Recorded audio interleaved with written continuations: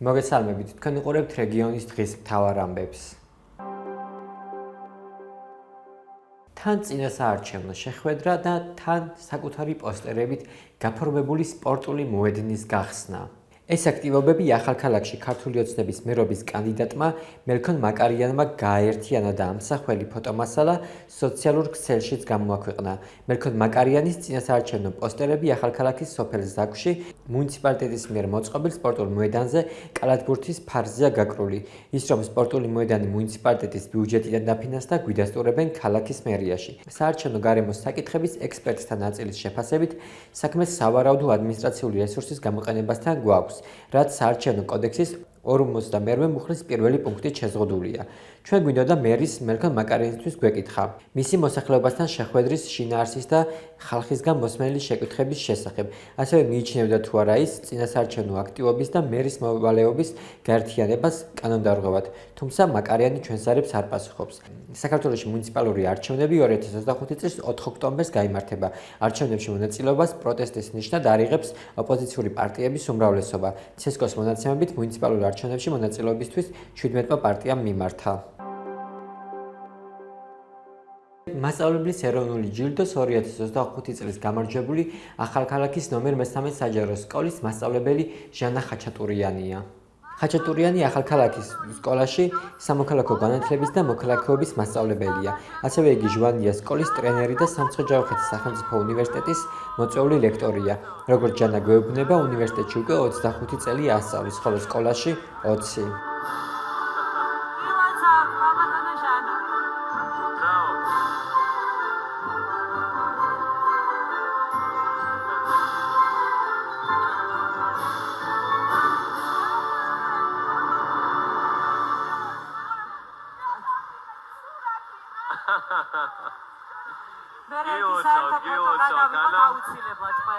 ამ გამარჯვებას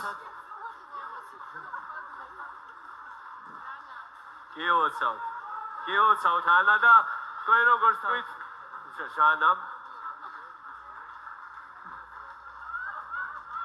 აპლოდისმენტები თუ შეიძლება ჟანას. ახლა გთხოვთ რომ აუცილებლად რაზეც ჩვენ საუბრობთ გაურკვეველი ემოციების ქვეშ იყავით, ახლა გითხრათ თუ როგორი ემოციები გაქვთ. გიოცავთ კიდევ ერთხელ. ძალიან დიდი მადლობა, არ ვიცი, ასე თუ გამიჭირდებოდა ემოციების მარჩვა, მართლა არ მეგონა. არ ვიცი როგორ გამოვხატო მადლიერება ჩემი ქვეყნის, ჩემი ჟიურის წინაშე. ეს აბაზე დიდი პატივი ალბათ არ არსებობს ამ პროფესიაში. მასწავლებელი იყო ეს არის ნდობა, ეს არის აღიარება, დიდი მადლობა ჟიურის, დიდი მადლობა. ეს ჯილდო ეკუთვნის ჩემს რეგიონს, სამცხე-ჯავახეთს. ბრავო. ეს ჯილდო ეკუთვნის ჩემს სკოლას, ილია ჭავჭავაძის სახელობის ახალქალაქის ნომერ 13 საჯარო სკოლას, ჩემს მოსწავლეებს, ჩემს ოჯახს და ჩემს ქვეყანას. მე ვალდებული ვარ, ვიდგე ჩემი ქვეყნის სამსახურში. კიდევ დიდი მადლობა. პროსახელისუფლო და სხვადასხვა შეფასებით პროპაგანდისტურ ტელეკომპანია იმედს ბიძინა ივანიშვილი უკვე წლებია აფინანსებს. ამის შესახებ საერთაშორისო გამჭვირვალობა საქართველოს კვლევას საჯარო დოკუმენტებზე დაყრდნობით აქვეყნებს. კვლევის მიხედვით ქართული ოცნების დამფუძნებელი ბიძინა ივანიშვილი იმედს მინიმუმ 2018 წლიდან აფინანსებს. 2022 წლის ბოლოს იმედს ივანიშვილის კომპანიებთან 61 მილიონი ლარის ოდენობის დავალიანება ჰქონდა. ივანიშვილთან დაკავშირებული კომპანიების დავალიანების მოცულობა 165 მილიონ ლარს აღწევს, რაც იმედის დაფინანსების თითქმის ნახევარია. იმედის დაფინანსების გზა შეღავათიანის სესხის მიცემა. 2023 წელს ტელეკომპანიას 321 მილიონი ლარის სესხი ჰქონდა აღებული. სესხის ორი მთავარი გამცემი ბიძინა ივანიშვილი და ირაკლი რუხაძე არიან დაკავშირებული კომპანიების საშუალებით. იმედი ზარალზე მომუშავე კომპანია. 2023 წლის ბოლოს მას 388 მილიონი ლარის ზარალი ჰქონდა დაგროვილი. იმედის ერთ-ერთი მფლობელი ირაკლი რუხაძეა, რომელიც არ მალავს თავის დამოკიდებულებას ქართული ოცნებისადმი. ჩვენ ტელეკომპანიის მენეჯმენტთან, მათ შორის ირაკლი რუხაძესთან დაკავშირება ვცადეთ, თუმცა აქ ჩვენ ზარებს არ პასუხობენ. რეგიონულ მაუწყებლებს კანონით აქვთ პოლიტიკური დებატების გამართვის ვალდებულება. საქართველოს კომუნიკაციების კომისიის მიერ მოწოდებული ინფორმაციით 2025 წლის თვითმმართველობის არჩევნებში უფლებამოსილ პარტიებს წარმოადგენენ ქართული ოცნება და გირჩი. ხოლო გირჩზე უკეთესი შედეგი ბოლო საპარლამენტო არჩევნებზე აჩვენეს ძლიერი საქართველო ლელომ და გახარია საქართველოსთვის. იმ გარემოების გათვალისწინებით, რომ ყველა პარტიას ყველა რეგიონში არ ყავს მერობის კანდიდატები, ჩვენ საქართველოს რეგიონულ მაუწყებელთა ალიანსთან ერთად ოფიციალურად მოვიწვიეთ 4-ვე პარტია გაერთიანებულ დებატებში მონაწილეობაზე. მოწვევად დაიგზავნა საჯარო წყაროებში, მათ შორის ცესკოს ბაზებში მითითებულ საკონტაქტო ოფიციალურ მეილებზე, როგორც გასულ წლებში, თუმცა წერს დებატებში მონაწილეობის თაობაზე ქართული ოცნების მსგავსად მოწვევაზე არ გამოგვეხმაურა პარტიები ძლიერი საქართველო, ლელო და გახარია საქართველოსთვის. გამოშვების დასრულების შემდეგ თქვენ ნახავთ გაერთიანებული რეგიონული მაუწყებლების პოლიტიკურ დებატებს, რომელსაც პირველად ხელოვნური ინტელექტით გენერირებული წამყვანები მაია და გაიოზი ჰყავს. მე კიდევ ხვალამდე გემშვიდობებით. არ გადართოთ.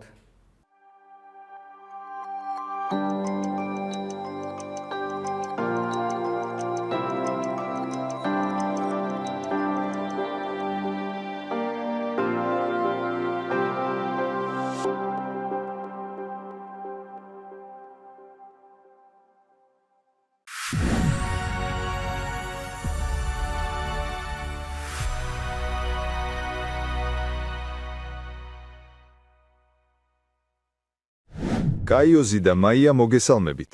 საქართველოში არსებული ყველა რეგიონული საინფორმაციო მაუწყებლის, ტელე და რადიო კომპანიების სახელით.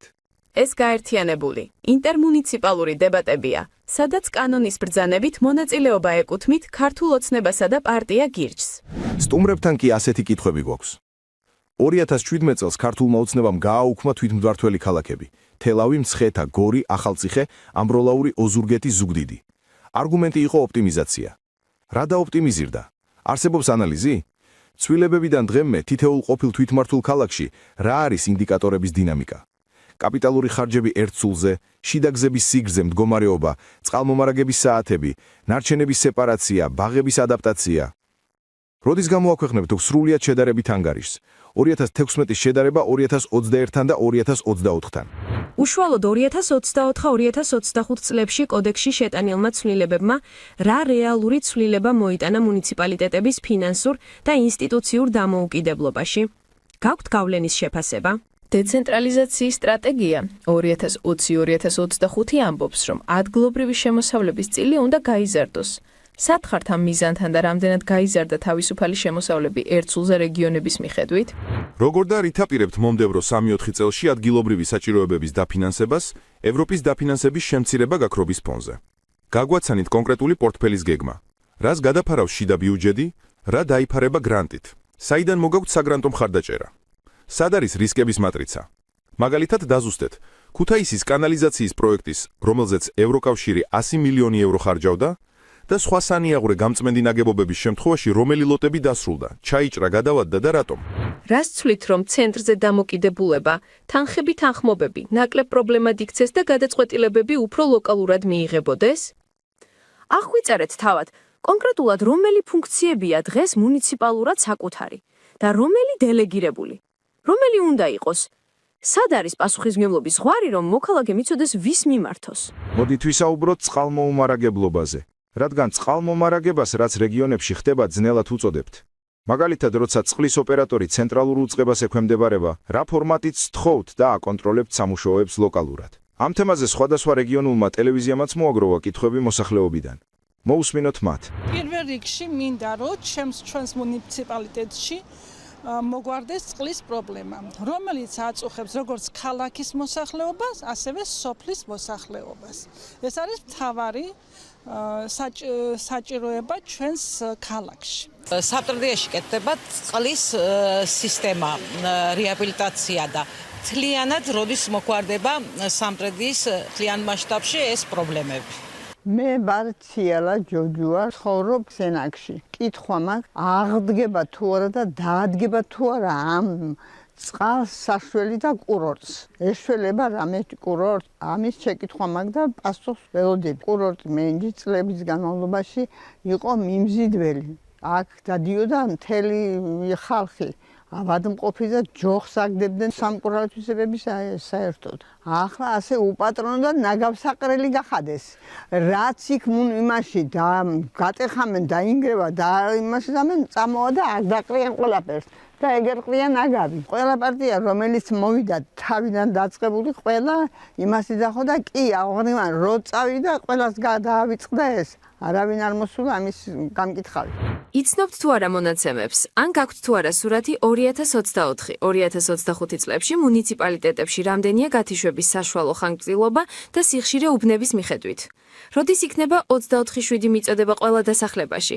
ან როგორ მართავთ წყლის ხარისხზე ლაბორატორიული მონიტორინგის შედეგებს, როცა არაერთი შემთხვევაა სხვადასხვა მუნიციპალიტეტში სასმელად უვარგისი წყლის მიწოდების? ასეთი სურათი განსაკუთრებით მძიმეა ბაღებსა და სკოლებში, სადაც მონიტორინგის მიხედვით მოსწავლეებს ხარისხიანი წყალი არ მიეწოდებათ. როგორ ვინ ატყობინებს მოქალაქეებს, თუ წყალი დროებით არასასმელია? სანიაღროე ქსელის გამტარუნარობაზე გააქვთ ჰიდრავლიკური მოდელირება და უხვინალექის დროს სავარაუდო სცენარები? სად არის კრიტიკული ჭები, კოლექტორები და რა არის განახლების გეგმა? მით უფრო ხედავთ რა ხდება ბათუმში, ქობულეთში, სხვა ქალაქებში უხვინალექის დროს. განსაკუთრებით ზღვისპირეთსა და დაბლობებში, ფოთი, ბათუმი და სხვა. როგორი გეგმა გაქვთ სანიაღროების რეგულარული გაწმენდისა და წყალმდგრადი ურბანული დრენაჟის დანერგვაზე? ან გააქვთ საერთოდ? ბოლო აღწერის შედეგები აჩვენებს, რომ ქალაქების ნაწილი პატარავდება, ნაწილი კი იზრდება. განსაკუთრებული ზრდაა ბათუმსა და თბილისში. რას უპირებთ შიდა გზების გამკარიანობას, ან კანალიზაციის გამწმენდი ნაგებობების სიმძლავრეებს როგორ ზრდით ქალაქის ზრდასთან ერთად? სად მოვიძიოთ ეს გეგმები, თუ საერთოდ არსებობს? დიდი განსხვავებია მუნიციპალიტეტების სოციალური ქვეპროგრამებში, ხშირად შიდა მუნიციპალური პროგრამები მცირე ბენეფიციართა რაოდენობაზეა გათვლილი, ზოგან-ზოგი პროგრამა საერთოდ არ მუშაობს და ან ფიქსირებულ ტრანსფერებზეა მიბმული. რა კრიტერიუმით განსაზღვავთ საჭიროებას და შედეგს? მაგალითად, წალკის მუნიციპალიტეტს არ ქონდეს პროგრამა და მაგალითად სხვა მუნიციპალიტეტს ქონდეს? უნდა გკითხოთ, ბაღების კვების შესყიდვებზე მრავალმილიონიანი ტენდერებით. როგორ უზრუნველყოფთ კონკურენციას, ხარისხის მონიტორინგს და ინტერესთა კონფლიქტის პრევენციას? ბევრგან ადგილობრივ ბაღებში როგორც მუდმივი წყლის, ისე მიწოდებული წყლის ვარგისიანობის პრობლემაა. მაგალითად, ქედის მუნიციპალიტეტი, წალკა და სხვა.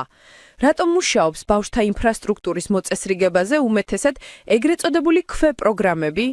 გეგმავთ თუ არა სკოლამდელ დაწესებულებებში წყლის სტანდარტის სავალდებულო დოკუმენტის შემუშავებას და მონიტორინგის მექანიზმის სისტემატიზირებას? აქვე ინფრასტრუქტურულ საკითხებთან დაკავშირებით მოქალაქეთა კითხვებსაც მოусმინოთ. ნაგავსაღრელთან დაკავშირებით გარეუბანს აქ დიდი პრობლემა სუნის და გარეუბნებში არის ასევე კარიერის პრობლემა, რომელიც ჩემი აზრით მისი ხმაური და დამტვერიანება არა ჯანსაღად მოქმედებს ქალაქის დაუშვათ სისუფთავეზეს და ინფრასტრუქტურაზეს. გურიაში ძალიან გვჭირდება სოფლის მეურნეობის განვითარება. გამარჯვების შემთხვევაში როგორ აპირებენ ამ სფეროში წინსვლას? მე როგორც გურჯაანის მაცხოვრებელს თვითმმართველობის დონეზე გადასაჭრელი საკითხებიდან მაგალითად მაინტერესებს ძალიან რას გააკეთებენ პარტიები საკრებულოებში შესვლის შემდეგ იმისათვის რომ დემოგრაფიული პრობლემას მიეხედოს საქართველოში თუ ექნებათ თუ დააწესებენ მაგალითად დახმა ფულადი სახის დახმარებას ახალი შექმნილი ოჯახებისთვის მრავალშვილიანი დედებისთვის ან რამე წამახალისებელ ფინანსურ დახმარებას თუ გაუწევენ ყოველ შემდგომ დაბადებულ ახალშობილს. ეს მაწუხებს რომ ბაზის უკან დააგეს ფილები და ამოყრილია ახლა. ამდენი ფული გადაყარეს ტყუილა მილიონები და 1 მილიონი 2 მილიონი. ეგრე ამოსვენელია. ბევრი პრობლემებია ქალაქში ძალიან. რუსთავის გამზიარება გახვალთ. გორიდან რომ ჩამოდით იმადაის როცა არის უშაშო დიდი წყალი დგება. თითქოს გაუსაზლისია გავლა. მეწყერი და ღვარცოფი, შოვი, ბაღდათი, გურია და ზემოაჭარა. მაგალითები აჩვენებს, რომ გარემოს ანალიზი და ადგილობრივი განვითარების სახელმწიფო გეგმები ერთმანეთთან სრულად აცდენილი იყო და ასეთად რჩება. სადაც წითელი რისკის ზონაა, იქ მშენებლობებზე ნებართვები გაიცემა და ასე. აპირებს თუ არა მოამზადოთ მუნიციპალიტეტებისათვის სავალდებულო კლიმატგამძლეობის სტანდარტი, რეაგირების გეგმა. სამოქალაქო უსაფრთხოების რა მექანიზმებზე გეგმავთ იმუშაოთ? ნარჩენების ინტეგრირებული მართვა რეგიონებში ჯერ სათანადოდ ვერ ხორციელდება. შეგროვების დაბალი დონე და პოლიგონებზე მაღალი დამოკიდებულება. როდის დაინერგება სეპარაცია საფეხურებრივად და რა იქნება მინიმალური მაჩვენებლები მუნიციპალიტეტებისთვის? გაზრდით თუ არა არაფისკალურ შემოსავლებს ადგილობრივ გადასახადებს ისე, რომ მომსახურების სტანდარტები გათანაბრდეს რეგიონებს შორის, მაგრამ არ გაძლიერდეს სიღარიბის რისკი დაბალ შემოსავლიან მუნიციპალიტეტებში. ცენტრალური პროგრამები, განათლება, გზები, გარემო. როდის გვექნება ერთიანი დაფა, სადაც თვე-თვეზე გამოჩნდება ტენდერი, კონტრაქტორი, შესრულება, ჯარიმები, შესრულებული სამუშაოების დადასტურება. ყველა მუნიციპალიტეტში სახეზეა მიუსაფარ ცხოველთა პრობლემა. ერთის მხრივ სუსტია და შეგვიძლია ვთქვათ, რომ ზოგან ვერც ხორციელდება ზრუნვა ცხოველებზე და მეორეს მხრივ საფრთხეში არიან ადამიანები. დაგვისახელეთ თუნდაც ერთი წარმატებული მაგალითი მიუსაფარ ცხოველთა მუნიციპალური პროგრამის. დაგვისახელეთ თუნდაც ერთი წარმატებული ინტერმუნიციპალური პროგრამა. რას აპირებთ? ხედავთ, რომ ადგილობრივი რესურსები, მიწა, კანიონები, ტყეები, ბუნებრივი რესურსები ხშირად გადადის მსხვილი კომპანიების განკარგვაში, კონტროლში, იჯარის, პრივატიზაციის ან სხვა გზით. ხშირად მოსახლეობის ჩართვის და საჯარო განხილვების გარეშე. მაგალითად, საირმესა და ვანის ტყეების გასხვისება, ბალდის კანიონი. კომპანიები მოიპოვებენ ძვირფას წიაღისეულს, ნამდვილ ოქროს ქვემო ქართლში, შავ ოქროს იმერეთში, მაგრამ ადგილობრივთა უფლებები დიდწილად უგულობელყოფილია. სახეზეა დასაქმების პრობლემა, ან არასათანადო პირობების შექმნა დასაქმებულებისთვის, ან ტრადიციული სივრცეების, როგორიცაა ტყე, წყლები, წლომის პრობლემა ადგილობრივების მიერ. დაგვისახელეთ ბოლო წლების თუნდაც ერთი კარგი, წარმატებული მაგალითი, როცა ადგილობრივი სიკეთე სახელმწიფომ გასცა მსხვილ ბიზნესზე და ამან დადებითად იმოქმედა ადგილობრივი მუნიციპალიტეტის განვითარებაზე. რა როლი უნდა კონდეს ცენტრალურ და ადგილობრივ მთავრობას, რომ მსხვილ ინვესტორსა და ადგილობრივ მოსახლეობას შორის არ წარმოიშვას კონფლიქტი? ან თუ ამგვარი კონფლიქტი უკვე არსებობს, როგორ უნდა პასუხობდეს მას სახელმწიფო? მოусმინოთ მოქალაქესაც. მე ვარ მარინე მაღლაკელიძე. რატომ უნდა მისცეს მოსახლეობამ ხმა თქვენი პოლიტიკური პარტიის კანდიდატს? დღეს მოქალაქეები ხშირად ამბობენ, რომ თვითმმართველობა რეალურად არ არსებობს. ის არის ცენტრალური ხელისუფლების დანამატი და გაგრძელება და მათი ხმების გამტარებელი ორგანო არ არის. აი როგორ აპირებთ ამ კრიტიკის პასუხს? თუ ძალიან ხშირად ჩვენი მოქალაქეები ასეთ ვერდიქტს უსვამენ თვითმმართველობას. რას გააკეთებთ იმისათვის, რომ მოსახლეობამ ასეთი რამ აღარ იფიქროს და უფრო მეტი რეალური ბერკეტი კონდეს აი ამ საქმიანობაში ჩართულობისათვის? ბოლო წლების პრაქტიკა აჩვენებს, რომ არჩეულმა მერებმა ქუთაისში, ფოთში, ზუგდიდში, სხვა თვითმმართველ ქალაქებსა და მუნიციპალიტეტებში ვერ დაასრულეს თავისი ვადა, ცენტრში მართველი გუნდის ცვლილების კვალდაკვალ.